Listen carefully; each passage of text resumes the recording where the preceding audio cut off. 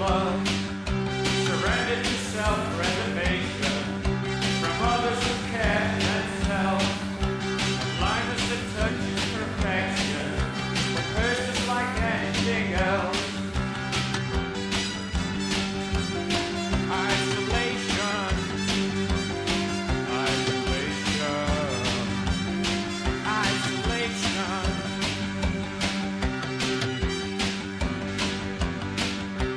Mother, I cried, you believe me. Doing the Okay, so here we are today. It's Friday afternoon. I was having a lot of logistical problems yesterday with videotaping the lectures and also uploading them and encoding them on Premiere. And I really have to rethink the workflow in terms of getting lectures out on time, or whether we even want to stay in this particular format. I went to talk to IT today. I talked to Furman Romero. We had laptops issued to us, state-of-the-art laptops, and I'm really thinking about, don't get crazy now, all right, about switching the format after these initial videos into Blackboard Collaborate.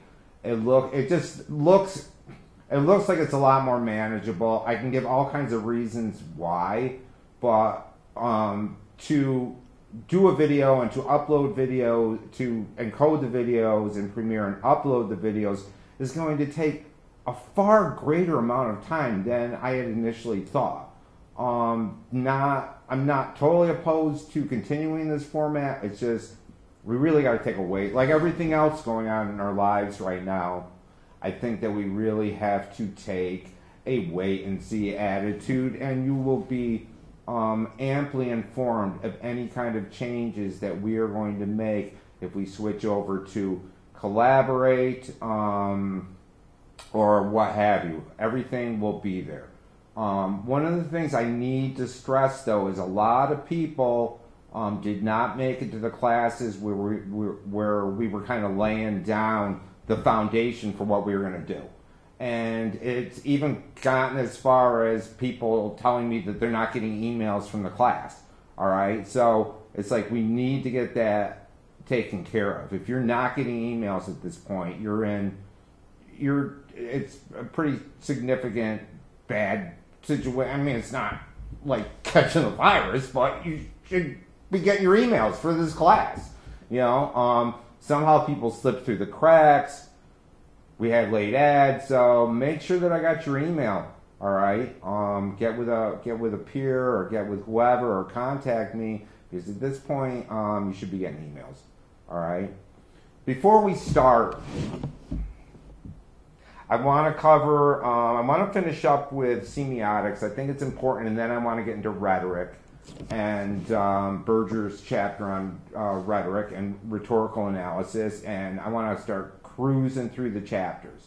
All right, but we need to kind of wrap up on semiotics, and we will find that semiotics and rhetoric, as far as analyses, are very complementary, but there's very nuanced differences between the two disciplines. And I also think that we need to talk about the ways in which these particular frames of reference are ways that we do mass media research. How important they are for us to interpret mass media, interpret the effects of mass media, and that will be true throughout the next coming chapters. Before we do that, I know that the last class we had, we were talking about, I showed some, it behooved me to be somewhat of a guide and a consoler of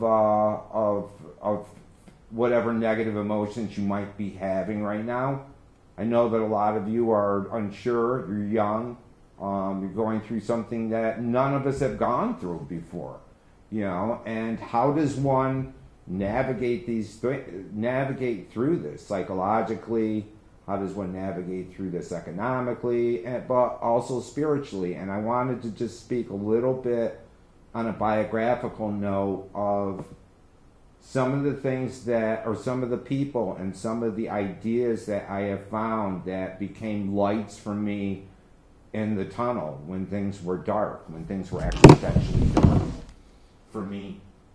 As a lot of you know, I had my share of bumps in the road, and I had my checkered past, and I looked into the abyss on more than one occasion. And around the time I was at NYU, I had read everything in philosophy. I had read everything in Western philosophy, trying to come to terms with, what are we doing? What does this all mean?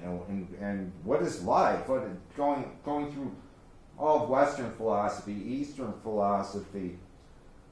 And I ultimately, through a really dear friend, met a guy by the name of Chuck Wine, who had actually been an assistant to Andy Warhol. If you ever see the film Factory Girl about Andy Warhol and Edie Sedgwick, Chuck is played by Jimmy Fallon. And Chuck had gone through the whole 60s counterculture and had gone through all these different forms of transcendentalism and these different communes and all that. And he gave Frank and I like a reading list of things that we might want to check out. On that reading list was a man by the name of Rudolf Steiner, that I believe he put a couple of asterisks next to. And didn't know that much about the guy at the time, and there were reasons for that. Academia didn't academia as we know it, and probably due to the way that academia operates, did kind of looked at Rudolf Steiner askance a little bit, because he was just so, as my friend John David Ebert once said, he likened him to the Aristotle of the 20th century. He was such a polymath, he was such a genius, that no one knew how to really handle him culturally. He came up through, he got a PhD in engineering, and he had started a movement called the Anthroposophy, which had a lot of practical applications. One of the things that he initiated was Waldorf schools. Well, it's like Waldorf school education. There's one in Ithaca, but and his writings and lectures were just so goddamn voluminous that one doesn't really even know where to start with him. All right, but I think the best place to start is a book by Robert McDermott called The Essential Steiner, and Wiki. All right, what I can say about Steiner, and Steiner is not everybody's cup of tea, is that for the last 25 years, I've read a lot of other intellectuals, everyone, Nietzsche, Kierkegaard, Freud, Jung, looking for answers, and behind that there was always Steiner. I have been a aficionado of Steiner. Some people think that I'm one of the leading, depending on who you talk to, some people think that I'm one of the leading experts on Rudolf Steiner outside of the anthroposophical movement. Steiner is where I found answers.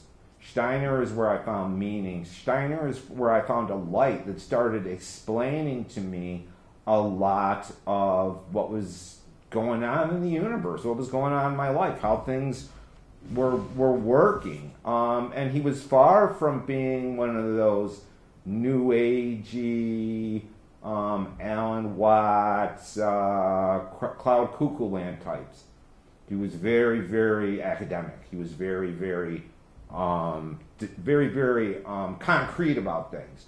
And I would recommend him. I would recommend checking out Steiner, reading his books, reading The Essential Steiner, to just enlighten yourself on, where you are in your life, where you think you're going, because I know that right now there is this sense of impending doom, this sense of impending apocalypse, and I think that if you just hold tight, and I think Steiner would provide answers that would be of some solace to you. And that's all I'm going to say about it. Read them, take it for what it is, but I can say from my own experience that he's somebody I've been reading and rereading for 25 years, and it's a possible source of light. On to more practical recommendations, Nick's picks for this week. Wanted to talk about a couple of different sites. One, I think I had mentioned that a lot of the prevailing epidemiological critics out there and researchers are saying that this site, Virology Down Under, comes out of Australia, is one of the best go-to sites to find out really what's going on with this COVID-19 virus. Leave it to the Aussies. You know, the homeland of Split Ends and Midnight Oil and Ice House and other great bands that I love to come up with the go-to site for people that are looking at real information on what's going on with this virus and how to rationally cope with it. So there's that. There's that site. It's at virologydownunder.com. The other site I wanted to talk about, since you all will be hunkered into your respective domes and bubbles and man caves and such, and you got some time to kill, there's a great online radio series, actually. It plays on public radio on PR on Sunday mornings. It's called On the Media, and some of you probably know about it, but it's one of these shows where it's not about covering current events. It's not about political analysis. It's not about economic analysis. It's about analyzing the ways in which the media does what it does or fails to do what it does, what it's supposed to do, and all of the blind spots and all of the agendas. And they have this huge archive of past episodes. It's all, they're like podcasts. I'm sure there will be some stuff on here about COVID-19 at some point. You know, you can just take a listen. You know, if you got some time, obviously everybody's got some time to kill right now. So, On the Media, just Google On the Media. It's New York, it's WNYCstudios.org podcast, but I would strongly suggest checking it out. Let's get to what we got to talk about today. I'll bring up. Want to finish up with semiotics.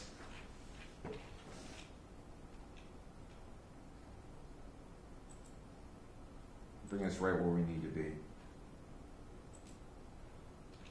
We had been talking about what semiotics basically is. What is it? It's the study of the ways in which signs communicate meaning.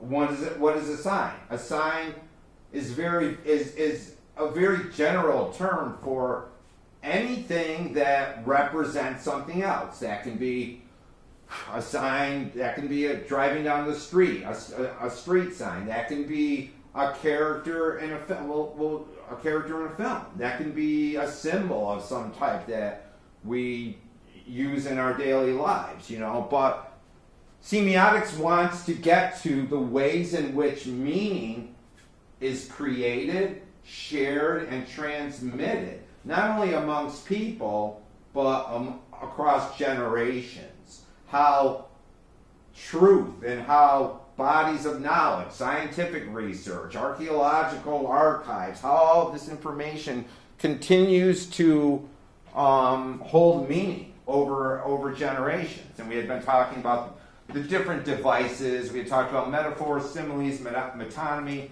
synecdoche, the ways in which signs operate in different modes, in different modalities.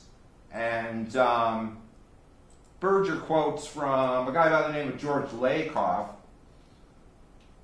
George Lakoff has become a leading figure in political semiotics, really, is what he does. Lakoff has become very, very well known. You should really check out his book called Don't Think of an Elephant. Know Your Values and Frame the Debate. He started as a semiotician, but he would later start to look at specifically political speech, political symbols, and the ways in which they were coded. And we got to talk about codes and the ways in which debates were framed within some type of underlying system of signifiers that would draw attention to certain ideas and draw attention away from other ideas. Highly recommended. But the quote that Berger uses from Lakoff, he says, our ordinary conceptual system in terms of which we both think and act is metaphoric in nature. Is metaphor that we're constantly utilizing metaphors and communicating in a metaphorical way to explain and navigate through our lives, our conception of ourselves, our own life script, in very, very subtle ways, figures of speech, and the ways in which we conceive ourselves, and frame ourselves, and present ourselves. There's this whole study that was done by, not Carey, gotta remember the guy's name, oh God, I can't remember his name. I'll have to put it on the blog. But a great book called The Presentation of Self in Everyday Life that is kind of related to Lakoff. We think metaphorically. Berger, rather. I got Henry Bergson on my... Henry Bergson was his French philosopher. Berger talks a lot about intertextuality. What is intertextuality?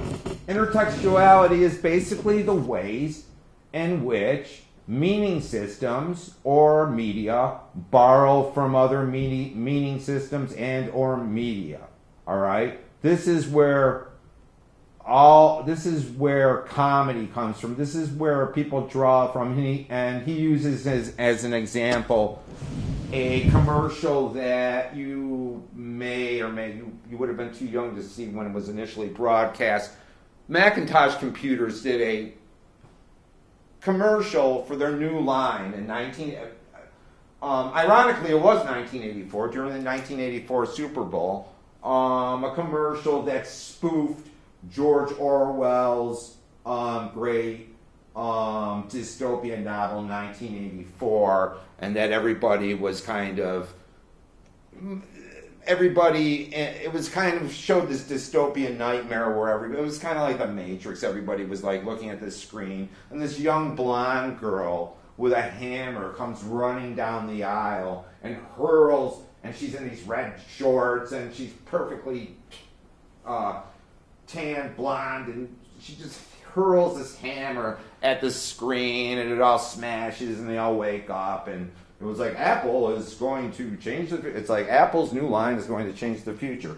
But for our purposes, we need to understand how it kind of how it borrowed from 1984, and Berger also talks about how it borrowed from Greek mythology, and such. Everything, nothing exists in a vacuum. Everything exists in a context of other things. It's referenced by other things. It's like anything that you put out. And that's not to say that there's nothing new under the sun. Some people have this kind of defeatist attitude when it comes to creativity. But, books and films and games and blogs and all this stuff, at this point, exist in this kind of what is called a kind of hypertextual network, where it's always things are being borrowed. It's like any of you that grew up with The Simpsons or South Park are now whatever it's called, I can't even remember. It's are well aware of the ways in which pop culture is constantly being spoofed and borrowed from, and this has been true. This has been true from time immemorial. Right from the beginning. He goes on to talk about codes. What are codes? Codes are basically collections of signs, collections of interrelated signs that we use to navigate not only our day-to-day lives, but, for instance, genres of film or genres of books, comic books, music, the set of motifs and themes and devices that we all have a kind of consensual understanding about, that communicate meaning to us. And this would be true of the rhetorical analysis, too. This, for instance, like the whole idea of like the gangster film. The gangster film would play upon, or what they call film noir. The gangster film or the detective film would always have certain motifs, the private eye, the dark villain, the guy in the white hat, the guy in the black hat, the damsel in distress, the curmudgeon boss. You've got to I'm only giving you 2 more days to do this and then you're done. The femme fatale, all of that. Plays itself out in every different genre, whether it be a Western, a rom-com, that there are codes that we start to understand and make meaning out of certain things that are representative of certain things, For instance, you take, like, typical motifs, right? And like, so many rom-coms, like, play on the motif of the 2 star-crossed lovers, the one is like wealthy, the other is like, the tomboy from the other side of the tracks, and how their worlds end up colliding, and often, it's rocky at first, and they eventually, those themes that come out of these archetypal themes, it's like, what's Footloose, what's Dirty Dancing? They're Romeo and Juliet, and probably something in Greek tragedy, too. But we understand, but it's like semiotics basically deals with the ways in which codes generate where we kind of get it, where we can sit down, we can watch a film, and we get it. Like, yeah, I get that. Or the ways in which artists will attempt to resist codes and break with codes and combine codes in different kind of ways. Combining genres or spoofing certain things, It's like, for instance, like the early work of Quentin Tarantino was very, very interesting in the ways he, used different genres and brought genres together, and we're seeing more and more of this kind of mashup that goes on. What it says in the book basically is culture can be seen as a collection of codes. To understand culture, you have to decode the behavior of people in the culture or subculture. Semiotics helps us interpret the meaning of forms and kinds of communication whose meaning, or in some cases, whose most significant meaning is not evident. For example, as we grow up, we learn certain codes about how to cook meat. We don't boil porterhouse steaks or pork chops. We also have codes about what starches to eat with steaks. We usually have baked potatoes or French fries, but not boiled potatoes or rice unless we're Asian. It's like, he's very funny sometimes. If you've done any of the and the little boxes where he's talking with the Grand Inquisitor. We learn any number of codes, but don't think about them because almost everyone's behavior is shaped by them, and they become invisible. They become invisible. They become the taken for granted of life that nobody questions. And then when somebody comes along and does do something that contests the code, we all kind of, well, you're a weirdo or whatever. It's like, when we were kids at my house, it's like, it's like I came from an Italian-American family. My mother would make sauce every Sunday morning. Man, before church, that sauce would be on simmering. My brother Frank hated sauce, and so he would have to have a special dish made with butter on his rigatonis or whatever, and it was just kind of odd in that kind of way. Like, who does that? You know, in fact, I think the term "who does that" kind of stems from the idea that people deviate from these codes. But it's about the thing that's most interesting about codes is the ways in which they stay invisible until they are tested.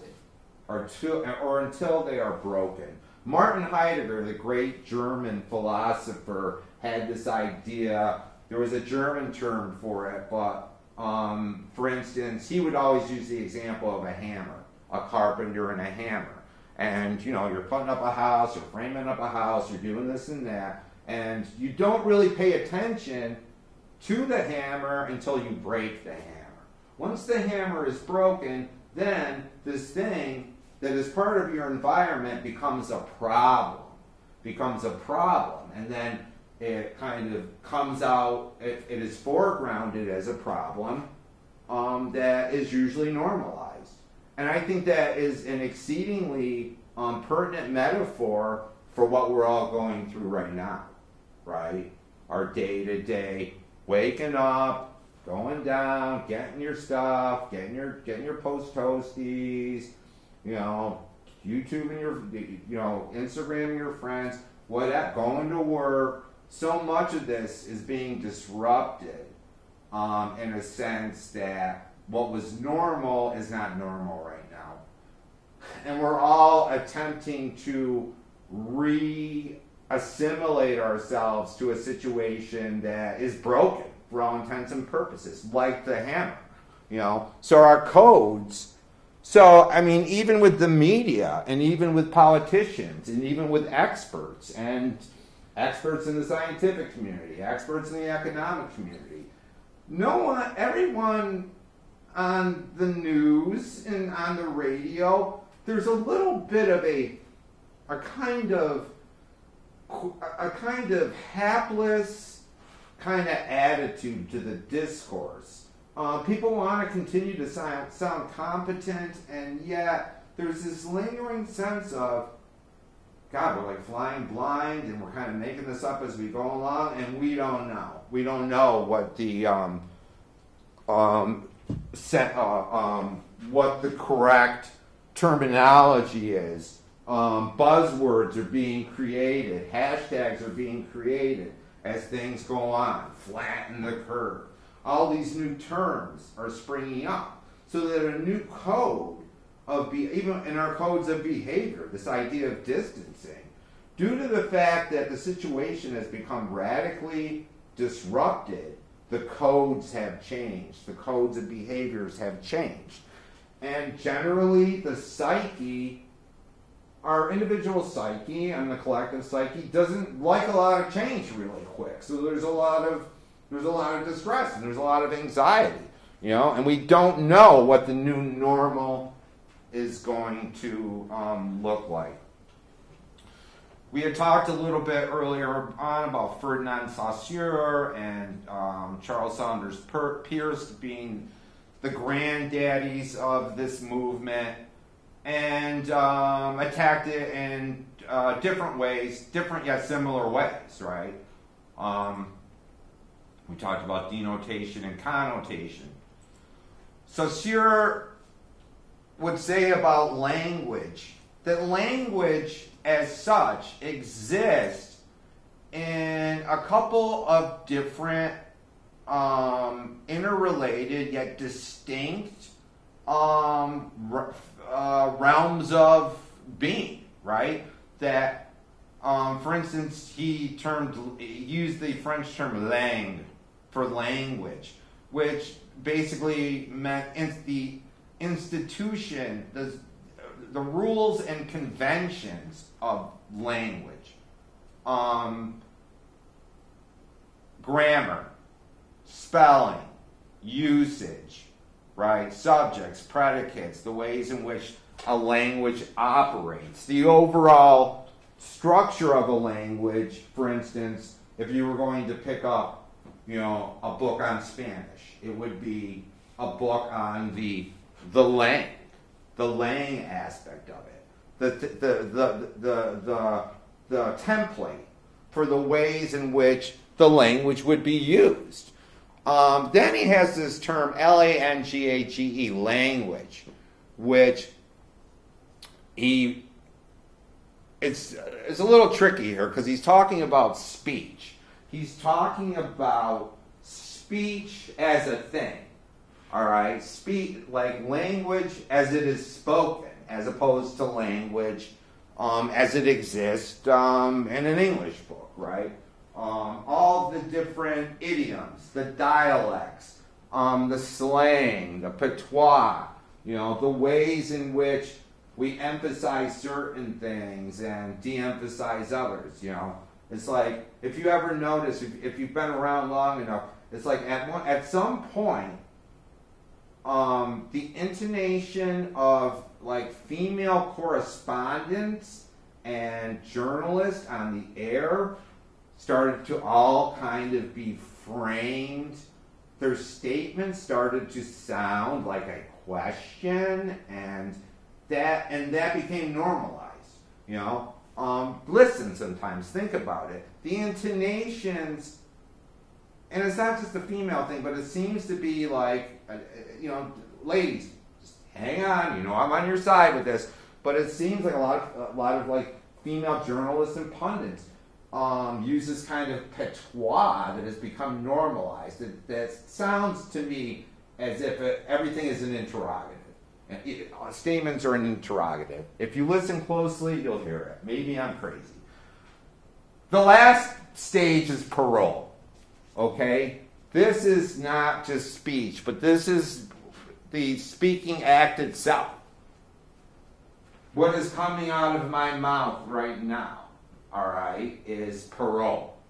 It is me using this structure as a form of communication. My individual speech acts, what I am saying, all right, at this given moment, all right, what you might be saying back to me at this given, whatever derogatory comments you are hurling at me at this point behind your screens, and I know you are, that would be parole, or the actual individual speech acts, the utterances, the things that go flying around in the air all day long.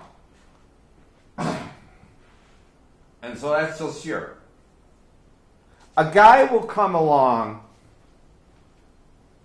by the early 60s, a French thinker, philosopher by the name of Michel Foucault, who would become pretty much his thought about the ways in which we use knowledge and the ways in which it shapes our social, government, and medical institutions would become an incredible game changer. He would become as influential in many ways. The writings and the work of Foucault would become as influential as those of people that we've talked about before, whether Marx or Freud or Jung, that Foucault would ultimately be part of this pantheon of intellectuals that would shape the way that we talk about intellectual discourse. I actually knew somebody, I had a professor that actually knew him up in Buffalo. His name was Bruce Jackson. And him and his wife used to entertain him when he came to the States. They actually knew him personally. Very, very famous. Died very, very young of the AIDS virus. And was really writing about the ways in which language kind of shapes the way that we shapes the institutions and shapes some of the mores of the ways we engage the world, all right? The way that we look at everything from like social mores to the justice system to sexuality to what constitutes normal sexuality to what constitutes. He did a lot of he did a lot of what he called archaeology. He wanted to understand how certain ideas and phenomena evolved over time. One of his groundbreaking books was this analysis of the evolution of the ideal of madness and the ways in which thinking and academic research on madness led to an institutional apparatus that lent itself to these emerging concepts of what constituted being mad, what constituted mental illness. And this would go hand in hand with ideas of government policy and the carceral system, what constituted deviant behavior, what constituted scientific authority, what gave legitimacy to things like the medical professions? What was it that gave them legitimacy and authority? And he questioned it. He questioned the ways that institutions became beyond critique in a lot of ways. Physicians, physicians hold this. Physicians and lawyers and judges and police officers in our society are surrounded by this aura of this kind of tacit respect that we get. They emit this kind of aura that we operate around, and we treat with a certain amount of respect and veneration, not necessarily due to what this person is as a human being, or their failings, or their shortcomings, or whether they're actually competent or adept at their job, but due to the ways in which we have valorized this whole structure of knowledge and the institutions that come out of it, and how we've normalized all that. And that's Foucault. And what does he say? Let's look at some of the things that he says. Foucault would say, I believe this is in one of his first books called The Order of Things. If you don't read anything else by Foucault, you should probably check out The Order of Things. The other thing about Foucault is that he is difficult. He's difficult to, if you're not used to the way that he thinks and he writes, it will be tough going. You'll have to read and reread him. There's no real easy books by Foucault. There's no Idiot's Guide to Foucault. I'm sure there's one floating out there. I wouldn't recommend it. But his first book is called The Order of Things. And in that book he says, the fundamental codes of a culture, those governing its language, its schemas of perception. Schemas of perception, what the hell is that? The ways in which we perceive things, the schemes that we put things in, that's a table, that's a hat, that guy's white, that guy's black. All these schemas of perceptions. It's exchanges, the ways in which we exchange things in a culture. We exchange ideas, we exchange goods and services. It's techniques, right? The ways in which we build a house, the ways in which we do brain surgery, the ways in which we are currently attempting to handle a pandemic virus. It's values, right? All these codes, killing is wrong. You don't go stealing your neighbor's, John Deere riding mower, and you don't go stealing your neighbor's wife either. These codes that we have embedded in our its values, the hierarchies of its practices, the things that are, the politician is on this level, the guy that makes the pizzas down at Rossi's is over here, the lady that works at the DMV is over here, the general secretary of the UN is over here, the brain surgeon is here, the professor is here. All these different hierarchies of practice of what we deem in the society to be more hallowed, more respected than other things. Got to check on the time, my brothers and sisters. We are at 39. Okay. The fundamental codes of culture established for every man from the very first, the empirical orders with which he will be dealing and within which he will be at home. The empirical orders. What does he mean about empirical orders? Empirical is just what? Empirical means the real, right? Empirical means reality, concrete reality. Not abstract reality, not transcendental reality, but things that we can touch, things that we can measure, things that, we can talk about and operate. At the other extremity of thought, there are the scientific theories of the philosophical or the philosophical interpretations which explain why order exists in general, what universal law it obeys, what principle can account for it, and why this particular order has been established and not some other. Between these two regions, so distant from one another, lies a domain which, even though its role is mainly an intermediary one, is nonetheless fundamental. It is more confused, more obscure, and probably less easy to analyze. It is here that a culture, imperceptibly deviating from the empirical orders prescribed for it by its primary codes, instituting an initial separation from them, causes them to lose their original transparency. Their original, so what's he trying to say here? Right?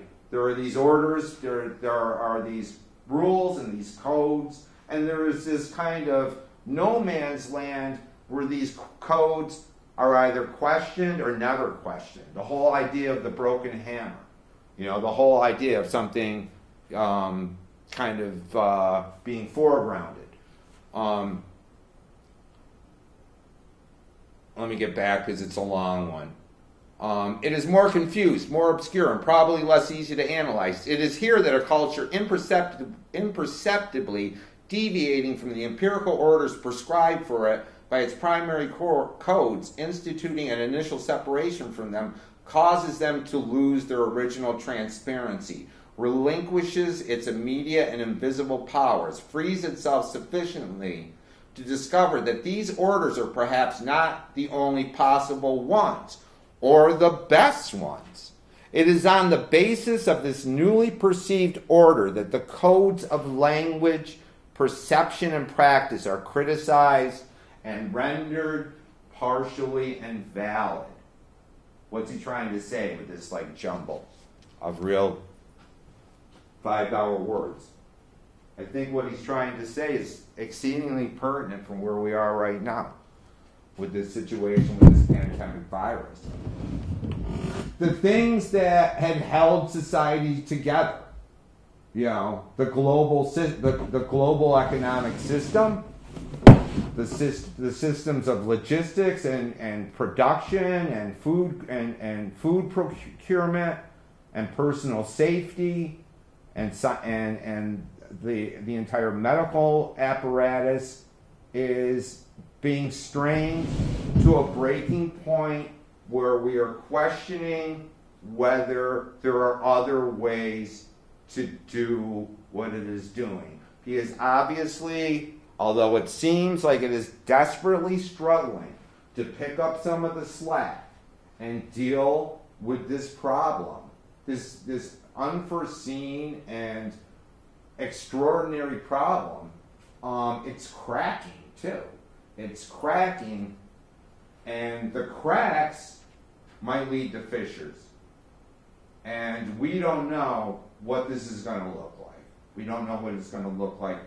Economic analysis is used to a system that has its peaks and valleys. The medical establishment has its own ways of dealing with epidemics that come and during the flu season and go away.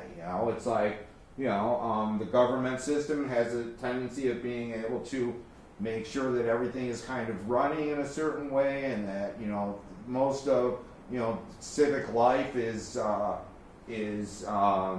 held stable, but we're in this place. We're in this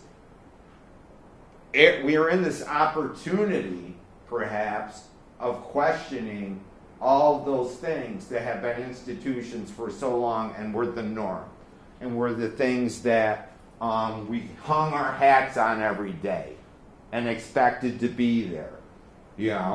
It's like you enroll in college, you go to public school, you expect it to be there. You might sick out. It don't sick out.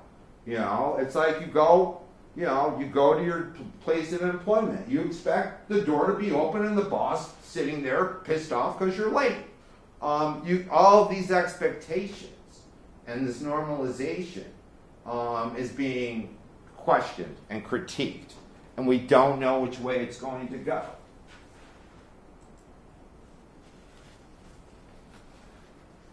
Here's a $5 word for you: syntagmatic analysis of text. Syntagmatic analysis of text. What is it? What's a syntagm? It's short for a syntagm. Syntagm. S-Y-N-T-H-E-M. What is it? We look at stories, narratives, tales, that is text, as being similar to sentences, all right?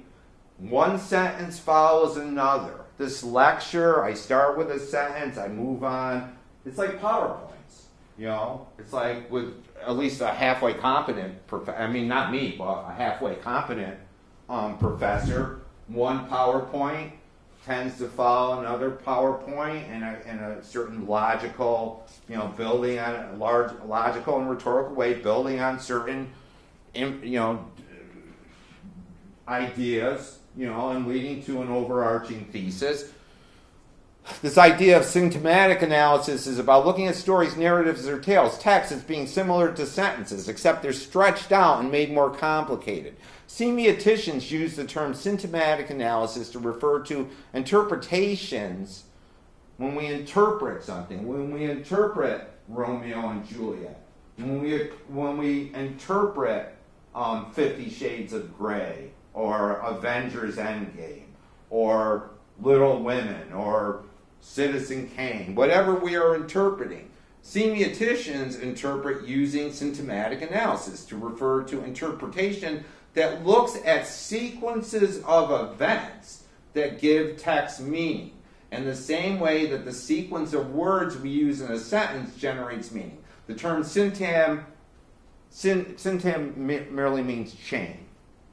It's a way, and what is it? It's a way of analyzing something in a kind of chronological way, all right? It's a kind of chronological analysis, right?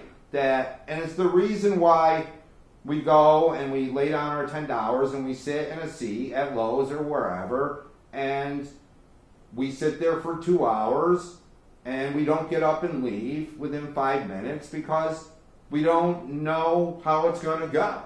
It's like it's got a beginning, middle, and end, and one thing happens to another, and these events, for a syntagmatic analysis, these events are linked. And what syntagmatic analysis attempts to do is find things that continue to repeat themselves. And we talked a lot about this.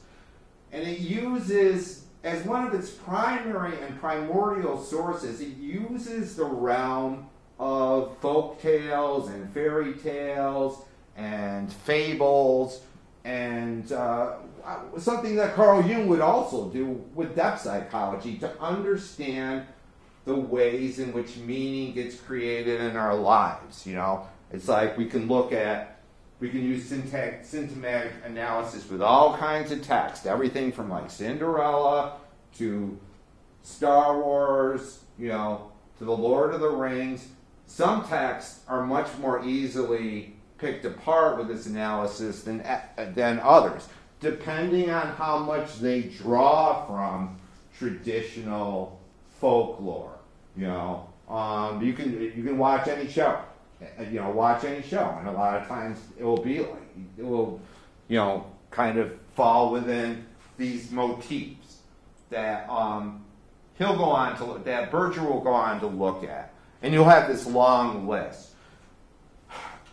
Paradigmatic in that, what's a paradigm? A paradigm is more of a, it's not looking at the order of things, it's more about looking at themes, and it's more of a, if a symptomatic analysis is kind of walking through a fun house, a paradigmatic analysis is kind of looking down at the floor plan of it. It wants to see it in terms of its structures. It wants to see it in terms of its overarching themes and compositions. All right? So they're two different kind of animals that both kind of do the same thing, but in different ways. Paradigmatic analysis, what Berger says here, another important method of analyzing narrative text needs to be explained. Paradigmatic analysis, a search for the oppositions found in text that help give them meaning, while syntagmatic analysis focuses on the sequence of events in a text and how the order of events generates meaning. Paradigmatic analysis concerns itself with how oppositions hidden in the text generate meaning. Oppositions hidden in the text. I like to tell my documentary film students, we read a book in there. There's always, like with every movie, there's a documentary, there's the apparent meaning of something, and there's the deeper meaning of something, right? You know, whatever it is you're looking at, and we'll look more at this in rhetorical analysis. Whether it just be this, you know, one of the most common paradigms is the idea of this struggle between good and evil, you know, or the man alone against City Hall, the man against the system. Mr. Smith Goes to Washington, or the man, or the underdog, the outcast who rises above all obstacles to become the king or the leader or the heavyweight. Rocky, you know, these paradigms, these themes that, you know, we're constantly, like ELA teachers down in the public schools are just banging their heads against the wall, you know, trying to get kids to understand what a theme is. And I think a lot of the disconnect has to do with the fact that a lot of their forms of entertainment at this point really don't exist in that and those kind of ways, you know, whether it be gaming or, you know, other forms of interaction. That's one possible interpretation. Well, okay, so it stems from the work of a French. No, the French they're smart guys, man. You know, smart men. It's like, gotta give it to the French. You know, we went through this period when we wanted to badmouth the French. You know, when they just kind of saw the writing on the wall when it came to the war in Iraq and said, "What is it?" It's like, we are not good. And we were like, "Oh, you guys are just see ya," you know. But you know, the French do what they do. It stems from the work of Claude Lévi-Strauss in his analysis of myths. As folklorist Alan Dundas wrote in his introduction to Props, Morphology of the Folktale, paradigmatic analysis seeks to describe the pattern, usually based on an a priori binary principle of opposition. That's a mouthful. A priori binary principle of opposition. I don't even know if I have time to take that apart. All right? A priori is a term that is used in philosophy to explain something that exists before the fact. Right? That there is something that exists there before I even engage with it. That's what you have to know about that for now. It looks for binary oppositions, you know. Sometimes it's class struggle. Sometimes it's rich against poor. Sometimes it's, you know, sometimes it's the North against the South in the Civil War. Sometimes it's the Americans against the Nazis. Sometimes it's a battle of the sexes. You know, how many films, the great films of the 40s and 50s, Hollywood narratives were about the battle between Tracy and Hepburn or Cary Grant and Ava Carr. It's like this whole, you know, these oppositions. But it looks at things in terms of binary oppositions. And we talked about the shortcomings We talked about the theoretical and ideological shortcomings of like reducing things to binary oppositions. So in a nutshell, symptomatic structure, the order in which events happen; paradigmatic structure, the hidden oppositions found in the text, the structures, the underlying themes. This guy by the name of Prop wrote a book called Morphology of the Mythology of the Folktale, which Berger pays a lot of attention to, who broke things down in terms of functions. And this has to do with symptomatic analysis.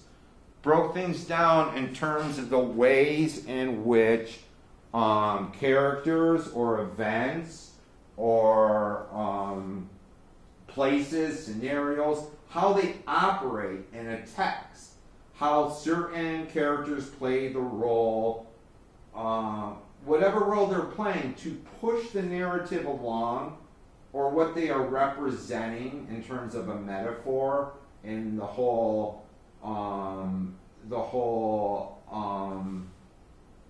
dramatis personae, you know. And Jung would do a lot with, and Berger doesn't really talk about Jung, but Jung would do a lot with that idea in his analysis of archetypes. You know, the archetype of the trickster, the archetype of the hero, the archetype of the sacred female, the archetype of the fallen female, the villain, the primordial heroes, you know, and we'll see all that in Greek mythology and Indian mythology and Native American mythology. We see all that, all right? But he talked about functions, right? And he broke it down, you know, initial situation, members of a family introduced or a hero introduced.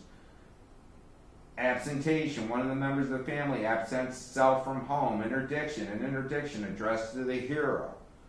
He wanted to come up with a kind of lexicon of every possible permutation, which was kind of a fool's errand because things always kind of deviate from this. But what he wanted to do was analyze these folk tales and this folklore, and in terms of its functions, to come up with patterns, you know. And like any other kind of research, you know, research is always first and foremost about what? Finding patterns and constructing models based on those patterns. That's all it is. It's like it's all research has ever been. Finding patterns, analysis, having a hypothesis based on observations, and seeing if there's a pattern, and building a model to fit it. You know, I mean, I hate to use like COVID-19, but you know, it's like here again, right? Certain symptomatology springs up among people that are around each other, and an analysis is done in terms of the spatial patterns of transmission, the ways in which something is being transmitted, and then one wants to build a model for it. You know, how can we stop this thing from spreading, right? Will it have an end? Will it peter out?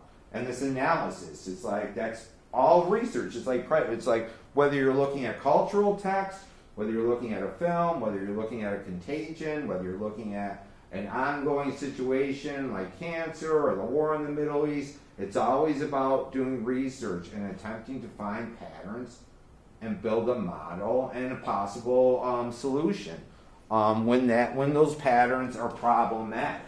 Because not all patterns that are researched are things that are problems, right?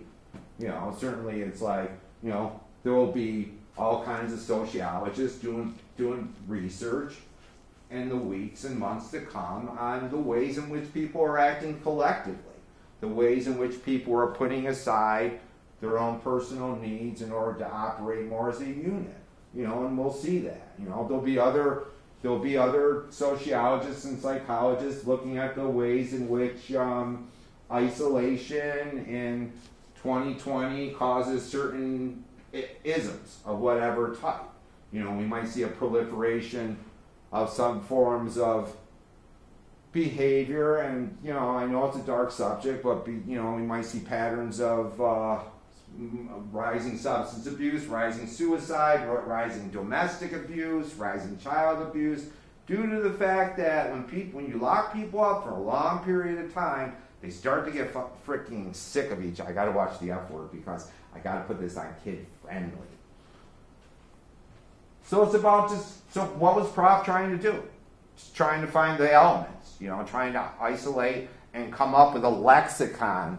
You know what a lexicon is? Of different different items that appear and seem to appear with a certain amount of frequency. It's like that whole, there used to be, what was that? There was a website called TV Tropes, which was very much like this thing, like to a T. I remember like students of mine talking about, yeah, that's on TV Tropes, It's like on certain sitcoms, there's always like, there's these recurring, on every sitcom, they'll have one episode where, especially when it's like, I remember like on that, when you're sharing an apartment, for instance, like on the Odd Couple or the Monsters or whatever, somebody could PO'd at somebody else and they would do there would be the white line episode. Somebody would decide to paint a white line down the center of the apartment, and you stayed on your side and they stayed on the other. That was like a recurring theme in a lot of like domestic comedies and other things like that. So that's that. It's like, I know this goes a lot deeper. I know he gets into Marcel Danese and codes and culture and wants to talk about, the ways in which behaviors, ways of dress, teeth, glasses, everything like that. This whole science of semiotic analysis lends itself to all kinds of phenomena that we deal with in daily life. Specifically, the ways in which we attempt to communicate who we are, our own individuality, whether it be the way we cut our hair, or whether we decide to wear an earring, or the way that, the cut of my jib, as they used to say, and the ways in which those signals are being perceived. The ways in which those signals are being perceived. You think it's like, a gentleman can think that he is Cary Grant and very debonair and like some combination of James Bond and Cary Grant and carry himself as such. But if all the members of the opposite sex just ignore him and are repelled by him, then what he's projecting, is really, there's a kind of disconnect there about the way that he sees himself, and we all do it to one level or another, So there's all that, and all the folktale stuff, He goes into analyzing the 2012 James Bond film, Skyfall, which I haven't seen. But I understand the analysis. I understand enough about the Bond mythology, and I'm sure you do, that you can get it.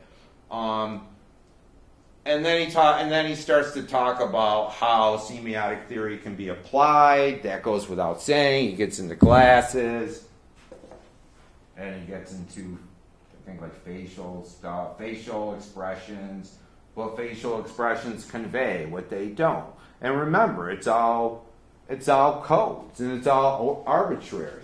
The fact that in our culture, the look of shock is kind of like, whoo. It's like, it could be in another culture, it might be something different.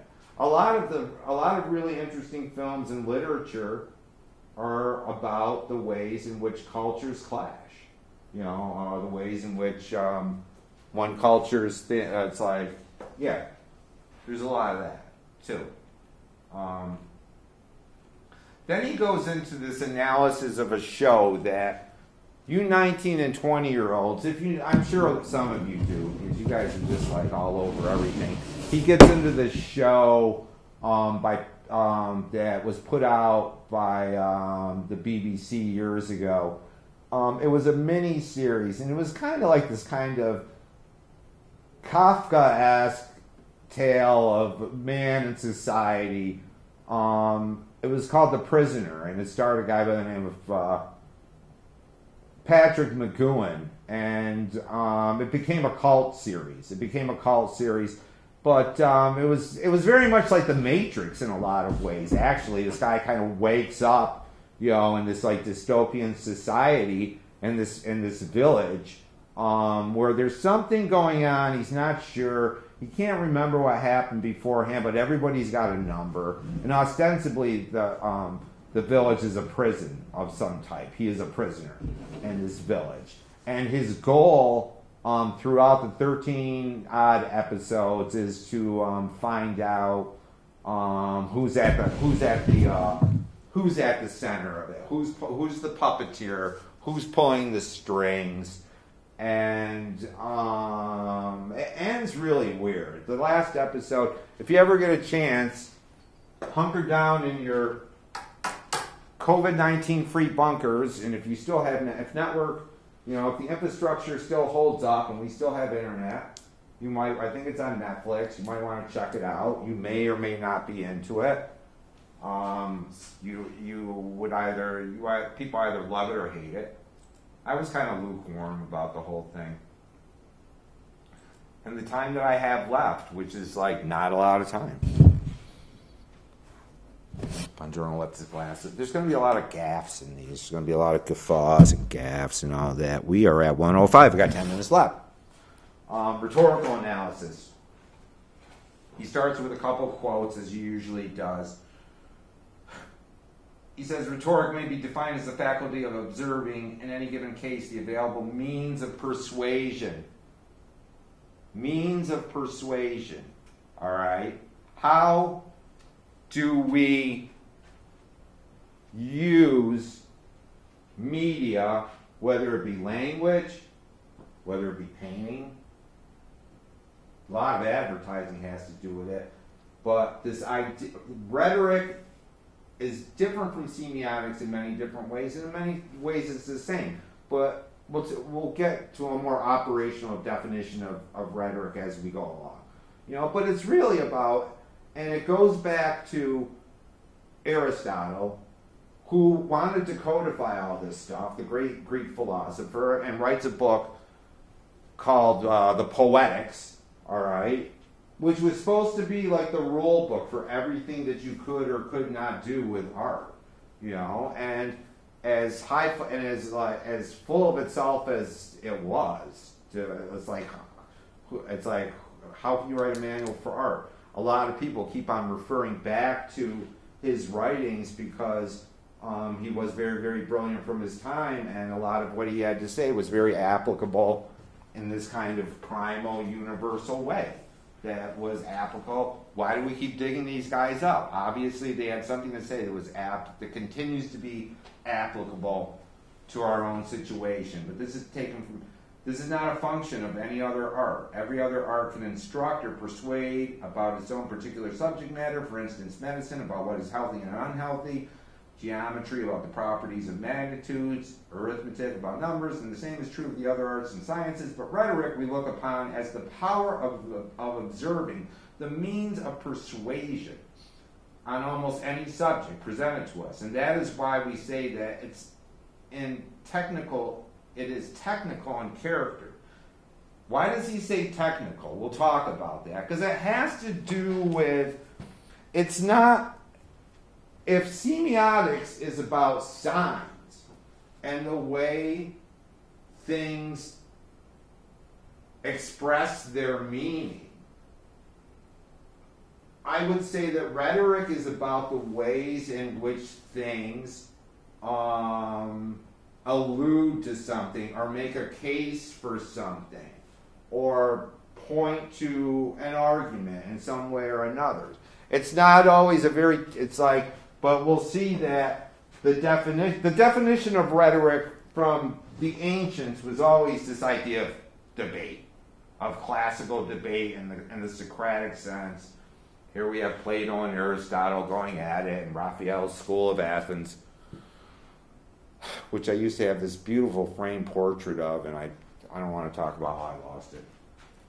It's too painful.